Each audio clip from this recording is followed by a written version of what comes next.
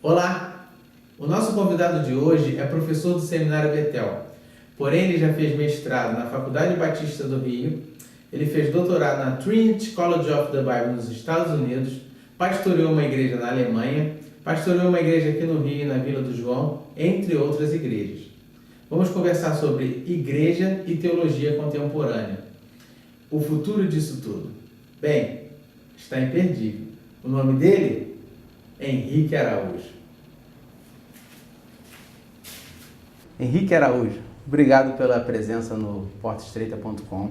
Queremos agradecer a sua disponibilidade. Como é que um paraibano, Campina Grande, não é isso? Veio parar no Rio de Janeiro? Adriano, eu agradeço ao Ministério Porta Estreita o convite em estar aqui. E o paraibano veio no Rio de Janeiro no pacote familiar, não é? Meu pai casou com minha mãe no Rio de Janeiro, teve 2 meninas e foi visitar minha avó quando minha mãe estava grávida, nasci. Voltamos para cá e depois teve mais uma para completar a família, né? 4 nós somos e de lá para cá eu sou um paraibano de coração, mas razoavelmente fajuto. Um paraibano que gosta de podrão, não é? E não muito de jabá com girimum, mas amo minha terra de coração. Igual ao autêntico brasileiro. É. A porta é estreita, que vai além da moral, fica ligado porque... A minha mãe e minhas irmãs eram evangélicas e aos 14 anos eu me decidi, recebendo a minha chamada logo no mesmo ano, né, entendendo que deveria me preparar melhor quando terminasse o ensino médio, e terminando o ensino médio logo aos 17 fui para o Seminário Teológico Betel. Por meio de uma mensagem missionária da Marlene Tide, que trabalhava em Antofagasta, no Chile, Deus falou ao meu coração que eu deveria de alguma forma me preparar melhor, com um foco missionário, era a minha expectativa primordial. Fui para o Seminário Teológico Betel, e no seminário muitas luzes vão abrindo na sua mente, não é? E ali fiz a graduação do Seminário Betel, depois prossegui os estudos no Sul, porque meu desejo era sempre tentar conciliar academicismo e missões. Muita cabeça e muito coração. Então tentar ser um missionário, mas um missionário da melhor forma possível, unindo missões e teologia. Então sempre teve o desejo de um estudo teológico profundo, mas linkando isso à vida ministerial prática. Entendi. A porta é estreita, que vai além da moral, fica ligado porque... São focos históricos, não é? O Seminário Teológico Betel tem uma marca que é considerada mais pietista, uma marca que enfatiza uma vida devocional e uma vida prática. Essa marca é histórica em virtude dos dirigentes e de quem passou pela nossa instituição. O Sul tem uma marca mais acadêmica, uma marca mais administrativa, historicamente falando. Sendo que hoje, em virtude das fronteiras, tanto denominacionais como até mesmo acadêmicas, elas estarem tão pequenas, não é? Hoje você tem muitas pessoas, professores no Sul, que mesclam também uma vida acadêmica com um foco devocional, e no Betel que mescla uma devoção profunda junto com um bom academicismo, não é? O que a gente entende que seja o ideal. Mas, na minha experiência pessoal, foi muito bom ter cursado ali o Seminário Teológico Betel na sua graduação e no mestrado em Ministérios, depois ter visto uma outra perspectiva do Seminário do Sul do Brasil, né? A perspectiva acadêmica, a perspectiva administrativa, porque você acaba usufruindo do néctar do que há de melhor nessas 2 instituições. Mesclar a piedade junto com o academicismo. Depois eu resolvi prosseguir os estudos. Eu fui para a UFRJ, fui para o Trinity, onde, principalmente no Trinity, eu acho que teve essa mescla completa, de uma vida piedosa junto com uma vida acadêmica, e eu tento conciliar isso na vida achando que é a proposta de Jesus, a gente tentar caminhar nesse equilíbrio. Você falou do Trinity. O Trinity fica aonde? É nos Estados Unidos? Trinity Theological Seminary and College of the Bible em Newburgh, Indiana. Então lá, recentemente, eu fui terminar os estudos, né, na área de teologia, concluí recentemente, em meados desse ano, e na minha perspectiva, na parte teológica, pelo menos academicamente, o ciclo foi fechado. Ainda tenho muito que aprender. O que aprendi é só que eu sou mais consciente da minha ignorância. Mas nessa consciência de ignorância, a gente sabe que essa etapa foi fechada, mas há uma necessidade de constante reciclagem. Aprendemos até o fim da vida, é isso? Até o fim da vida, né? Quem para de aprender, para de crescer. E se você para de crescer, você estagna e para de viver. Entendi. Vamos falar um pouquinho voltar um pouquinho. Henrique ainda não pastor, graduando no Betel. Pegou o canudo, como muitos dizem, se formou em teólogo. E aí? Qual foi o que você imaginou depois? Eu entrei no seminário muito novo, eu entrei com 17 anos. Com 17 anos você está muito feliz da vida, né? Não que depois a gente não fique, mas não tem uma dimensão completa. Né? Fui ordenado aos 19, no terceiro ano de seminário, e naquele momento meu desejo era, terminando o seminário, ou ir para o navio do Los Ologos, ser um missionário em tempo integral, dando a vida na evangelização mundial, ou então ir para algum local que necessitasse muito da presença, como um campo missionário indígena. Essa era a expectativa, mas quando eu fui ordenado no terceiro ano foi por uma necessidade de igreja local, ministério com jovens. Então, ingressei no ministério com jovens. Ali, quando eu estava no ministério local, trabalhando com jovens, recebi um convite para dirigir um seminário teológico Betel, dirigir um seminário teológico, né, aos 20 anos de idade, na primeira Batista de Pavuna. Fui para lá suprir essa lacuna e, desde então, o chamado missionário, o foco missionário permanece. Mas só que muitas janelas e muitos caminhos se abrem na sua trajetória, não é? Eu lembro muito de Sophia Miller, a missionária que serviu a 2 tribos indígenas durante 40 anos na nossa cidade de Amazonas. É alemã? O nome é alemã, ascendência alemã. Ela era uma missionária norte-americana que trabalhou aqui, de ascendência alemã. E perguntando a ela numa entrevista como se deu a sua chamada, a Sophia Miller respondeu: eu nunca tive uma chamada. Eu vi uma necessidade, li uma ordem e atendi. Então, me parece às vezes que Deus lida muito com essa demanda. Há uma necessidade, você está ali e acaba suprindo essa lacuna. Então, o árduo missionário permanece. Mas muitas coisas no meio do caminho tiveram que ter sua lacuna suprida, e estava ali para servir e tenho servido com muita alegria nessa trajetória. Então, o paraibano carioca foi para a Alemanha, né? O que você foi fazer lá? O paraibano carioca foi para a Alemanha, foi para Bittheim, em Stuttgart. É uma experiência bem diferente, Adriano. Confesso que eu nunca me imaginei na Alemanha. Mas um grupo de jogadores de futebol, bastante conhecido na época, né, que trabalharam aqui no Brasil, foram jogar futebol no Stuttgart, evangelizaram um grupo de pessoas e, não sabendo como dar prosseguimento ao trabalho, solicitaram ajuda a um pastor do Rio de Janeiro. Colocando a igreja em oração, me convidaram para fazer 2 trabalhos lá. Trabalho de implantação e organização de igreja e o trabalho de discipulado e organização de liderança. Então eu fui para lá em 2002, encontrei já um grupo bom, sólido, bem estabelecido. Organizamos a Gemeinde Mission von Bittheim.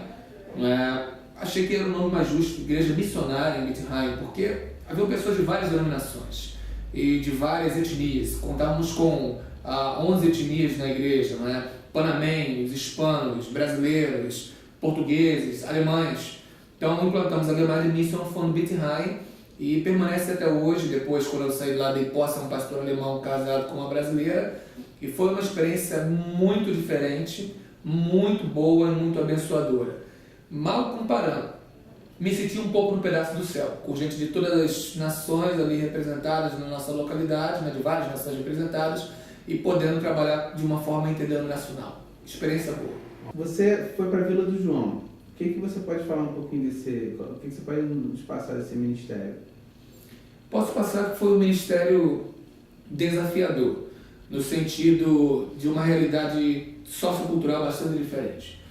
Quem trabalha hoje em comunidade, no caso da Vila do João, e se tratando do Rio de Janeiro, uma comunidade carioca que fica em ponto estratégico para a criminalidade, entre vias bastante movimentadas do nosso Rio de Janeiro,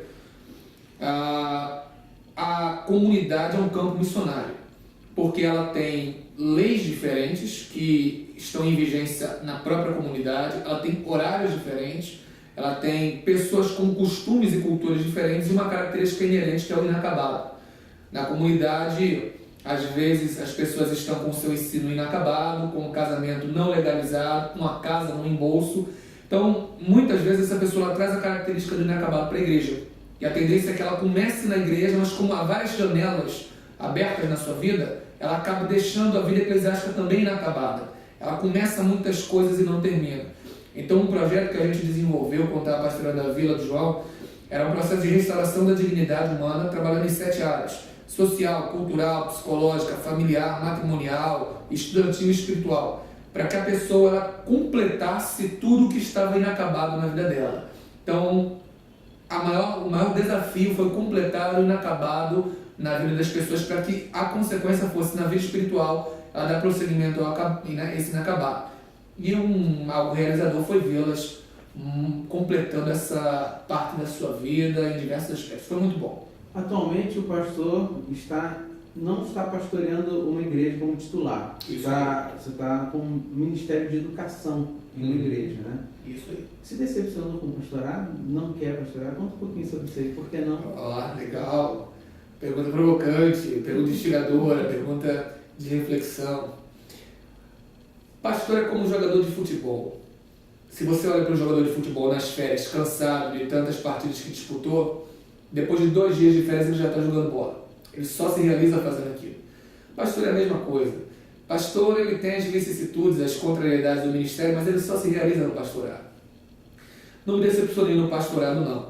Mas as nossas instituições, principalmente as de mais tempo, elas precisam de uma reflexão da contemporaneidade e se readequar às exigências da contemporaneidade.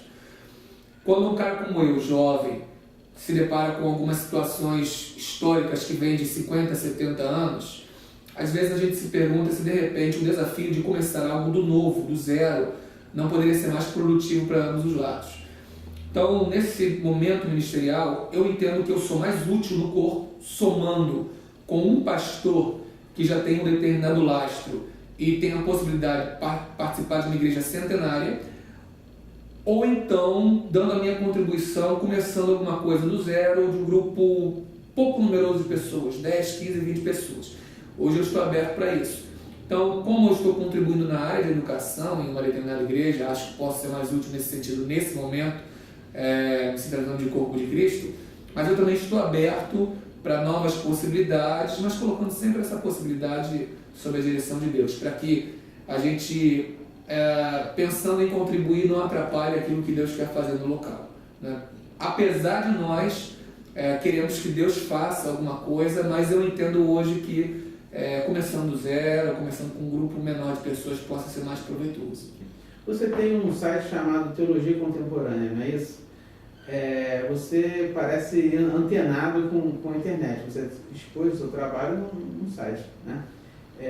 A gente fala um pouquinho de comunhão. Tem muita gente que fala que a internet atrapalha a nossa comunhão, né? Você teve a oportunidade de ver dois sketches nossos, abordando mais a questão familiar, de um casal que estava lá teclando, falando via computador, via internet, mas na verdade no final tem uma surpresinha aí. E outra é a questão do culto online na igreja. Eu queria que você abordasse um pouquinho esse tema aí. Será que a internet ela é uma maldição? Será que a internet ela é uma bênção? Ela pode ser maldição ou bênção? É apenas uma ferramenta que você decide? Fala um pouquinho sobre isso aí, que você já tem um trabalho que você divulga na internet. A página Teologia Contemporânea surgiu por causa das aulas, para tentar franquear material para os alunos e para aqueles que desejassem. Agora, eu encaro a tecnologia como neutra. Muita gente não encara nem tecnologia nem dinheiro como neutro, mas a minha maneira de ver, que não significa necessariamente que seja correta, mas pelo menos para a minha vida, eu encaro a tecnologia como neutra e ela dependerá do uso que nós faremos dela. O problema é que o ser humano, depois da queda, ele é um ser de extremos. Esse extremo tem feito da nossa geração globalizada e informatizada a geração presente mais ausente que existe. Nós chegamos ao extremo de ver 6 pessoas, uma ao lado da outra, cada um no seu smartphone, no seu tablet, no seu iPhone ou coisas correlatas. E quando ela estiver conversando pessoalmente com a pessoa da China com a qual ela está conversando nesse momento virtualmente, tendo várias pessoas corporalmente ao seu lado, quando ela estiver na China, ao lado desse chinês, ela vai estar conversando com o telefone dela com um cara aqui. Então ela nunca vai estar presente. É uma geração que é muito ausente por causa do excesso da tecnologia. Mas o problema foi que o instrumento que poderia ser bênção para a vida dela, ela, como detentora do livre-arbítrio e podendo fazer opção, fez uma opção incorreta. Entendi. O problema é o extremo da pessoa, né? A tecnologia não é boa, Neymar. Depende do uso que se faz dela. E eu gostaria de fazer um bom uso e indicar a todos que também procedessem dessa forma. Entendi. Enquanto a igreja, falando no âmbito mais de igreja cristã contemporânea, existe o chamado culto online, que muita gente assiste, a gente já também abordou isso aí. O que você acha, para onde que a igreja caminha? Acredito que a igreja inevitavelmente tem que se deparar com a realidade da contemporaneidade e da pós-modernidade. Costumamos dizer que na pós-modernidade o logos foi substituído pelo eidos, ou seja, a palavra, a fala, ela foi substituída pela imagem. Então, na igreja hoje você tem o Ministério de Coreografia, imagem. Na igreja hoje você utiliza o data show, imagem. Tem boletins e jornais, imagem. É o tempo da imagética, o tempo que antes da pessoa observar o conteúdo das minhas palavras, ela vai ver como eu estou, a imagem. Nesse tempo da imagem, a igreja precisa se adequar, seja na realização de um ar livre para a proclamação do Evangelho, que necessita ser imagético, seja no uso de umas peças teatrais ou esquetes ou coisas que o valham. Entretanto, em se tratando de culto online, essa imagem ela pode ser benéfica, como todo uso da tecnologia, ou maléfica. Benéfica no sentido que, no momento de ausência da minha ausência no culto, em que eu seja privado de estar, eu posso prestar o culto onde quer que eu esteja junto com a minha igreja. Se eu estiver numa viagem, se eu estiver escala no trabalho, se eu estiver impossibilitado na igreja, vai ser uma bênção para a minha vida. Mas a partir do momento que eu tenho liberdade de escolha e escolho não ir por um comodismo, acaba, ao invés de ser bênção, sendo uma denunciadora do meu pecado de acomodação. A Edenilson Tozer, o famoso escritor cristão, homem de Deus do século passado, ele dizia que um cristão ele não é medido pelo que ele faz quando ele é obrigado a fazer, mas pelo que ele faz quando ele tem liberdade de escolher fazer. Se quando eu sou privado da possibilidade de estar na igreja, eu estrago a igreja para minha casa, isso é bom. Mas se quando eu tenho liberdade de escolho ficar aquém, isso pode ser sintomático de que a minha saúde espiritual não seja tão boa. Ok. Teologia contemporânea, Henrique. Qual é o futuro da teologia contemporânea? Esse entrevistador é craque, só excelentes perguntas. Nós tivemos recentemente num congresso em Campinas e nesse congresso podemos vislumbrar umas tendências da teologia contemporânea em se tratando de Brasil. E eu vou falar um pinguinho de mundo no congresso que a gente teve ano passado. E se tratando de Brasil, há 3 tendências, que não significa que sejam boas ou ruins, são tendências. Teologia pública, onde o fazer teológico ele sai da igreja e é feito em outro local que não a igreja, principalmente nas universidades. Teologia narrativa, em que a Bíblia é colocada em segundo plano e as experiências de vida em primeiro. E teologia progressista, em que há um engajamento maior nas questões sociopolíticas da teologia. Essas são as tendências. O problema dessas tendências é que nenhuma delas parte exatamente da explanação do texto. Teologia bíblica, ela tem ficado em segundo, terceiro, quiçá em quarto plano muitas vezes. Isso é sintomático, porque aponta para um futuro não promissor no sentido do evangélico no Brasil e sua relação com as Escrituras. Há uma necessidade urgente de um resgate das Escrituras, da importância dela e da explanação dela nas igrejas em se tratando de Brasil. Em se tratando de mundo, em alguns cantos do mundo isso está mais definido, Europa e Estados Unidos. Você tem seminários e igrejas que são nitidamente progressistas ou liberais, e outras que fizeram a opção por permanecer na Escritura. Isso, enquanto no Brasil é nebuloso, América do Norte e Europa é mais definido. Então, nos Estados Unidos, por exemplo, você tem um retorno ao calvinismo, você tem uma ênfase mais profunda na apologética, você tem teologias como a teologia estética e a teologia poética surgindo com grande força, o que talvez nós vejamos isso daqui a 10, 15, 20 anos no Brasil. Mas o momento do Brasil, se tratando de teologia, inspira cuidados. Ao mesmo tempo que você tem uma teologia pública, uma teologia narrativa, uma teologia progressista em franca ascensão, você tem uma teologia bíblica em declínio discreto, mas que existe a possibilidade de nós atentarmos para isso nesse momento, tentarmos levantar ou realavancar essa teologia bíblica. Fazendo uma analogia com a igreja, ela caminha mais ou menos nesse sentido, pelo que eu estou percebendo. Uma coisa mais voltada para o social, uma coisa mais na palavra, uma coisa mais no experimental, no testemunho, é por aí? É por aí, tem caminhado mais por aí. Por quê? Como disse anteriormente, o ser humano, depois da queda, é um ser de extremos. Então, durante muito tempo, entendeu-se o fazer social como uma teologia liberal, por causa da teologia do Evangelho Social de 1900 por Walter Rauschenbusch. Então, quem fazia o social era encarado como liberal. A partir de 1970, com a Fraternidade Teológica Latino-Americana, em 1974, com o Pacto de Lausanne, a missão integral entrou em voga, ver o ser humano em todas as suas dimensões, inclusive na social. O problema é quando a igreja só se importa com o social. Não se importar com o social não é bom. Importar-se apenas com o social é outro extremo. A igreja precisa encontrar um equilíbrio jesuânico, que João 14 aponta. O verbo se fez carne e habitou entre nós. Deus se fez gente. Deus ama tanto gente que se fez gente para mostrar para a gente que esqueceu o que é ser gente, como voltar a ser gente na gente perfeita que é Jesus. Então a gente precisa se importar com o ser humano como um todo, social, psicológico, espiritual e sociopolítico, que vamos abordar a dimensão integral do ser humano. Gente, é isso aí.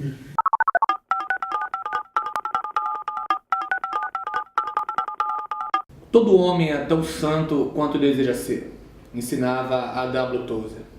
Dê-me 10 homens que nada odeiem a não ser o pecado e a ninguém ame a não ser Deus, e esses homens abalarão as portas do inferno e estabelecerão o reino de Deus na terra, ensinava John Wesley. Wesley e Tozer foram homens de Deus para sua geração. Eles nos lembram da necessidade e urgência de nós mergulharmos em Deus para cumprirmos sua obra. Meu convite a você é que você se lembre que quando Moisés recalcitrou, recuou no chamado de Deus, tentando apresentar Arão em seu lugar, Deus disse a Moisés: eu vou usar Arão, mas eu quero você. Deus vai usar o ministério Porta Estreita, Deus vai me usar e a todos os nossos pares, mas Deus quer usar você. Coloque-se à disposição de Deus para ser canal de Deus para essa geração. Fica aqui o meu abraço para você, fica o meu abraço para minha querida esposa Sara, para os alunos do Seminário Teológico Betel, para os meus queridos parentes que tanto têm apoiado e incentivado a gente. Fica o meu abraço também e o meu desejo de sucesso ao Ministério Porta Estreita, que abençoa a minha vida, abençoa você e a tantos tem abençoado com esse ministério e trabalho tão maravilhoso. E fica aqui o convite para você, o dia que também quiser nos visitar virtualmente, acesse www.teologiacontemporânea.com.br, que ali também haverão estudos disponíveis para o seu crescimento espiritual e teológico. Grande abraço e que Deus te abençoe.